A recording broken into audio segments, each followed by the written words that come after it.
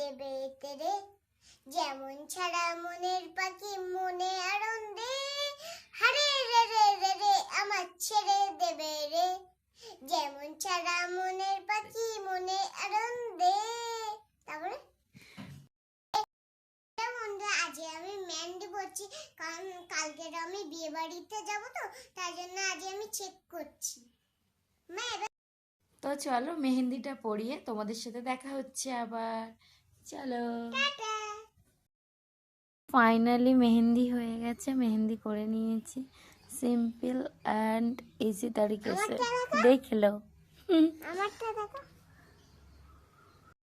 High বন্ধুরা, আমার মা করেছে মেহেন্দিটা, ভালো হয়েছে কিনা বলো। মারটা ভালো হয়েছে নাকি আমার ভালো হয়েছে, সবাই কমেন্ট করো। ওলে বাবালি, সিম্পল করেছি।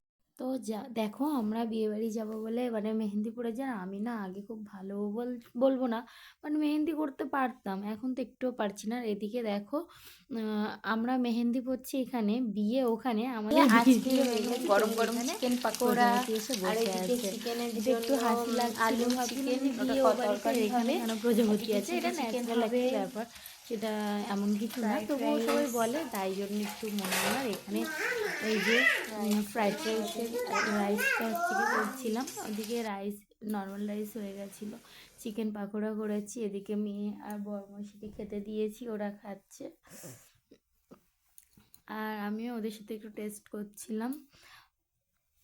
তো আমরা ওই বিয়েবাড়ি যাবো বলে আমার হাজব্যান্ড ছুটি নিয়েছিল, তো চলে এসেছে উনি ছুটিতে, আর এখানে মেয়ে দেখো পকোড়া খাচ্ছে, আর খেয়ে বলছে মা ফুলকপির পকোড়া করেছিলে, ওটা করোনি, চিকেন পকোড়া কেন করেছো? আমি বলছি তাহলে ফুলকপিটা করলেই ভালো হতো। বলছে না এটা কেন করেছো সেটাই আর কি বলছি। আমি বলছি এমনি করলাম। আর এদিকে চিলি চিকেনটা হচ্ছে দেখো, একটু গ্রেভি করছিলাম। হ্যাঁ, মানে একটা তো একদম ড্রাই হয়, আর আবার একটুখানি গ্রেভি অনেকে বেশি করে, আমি মিডিয়ামটা করছিলাম আর কি।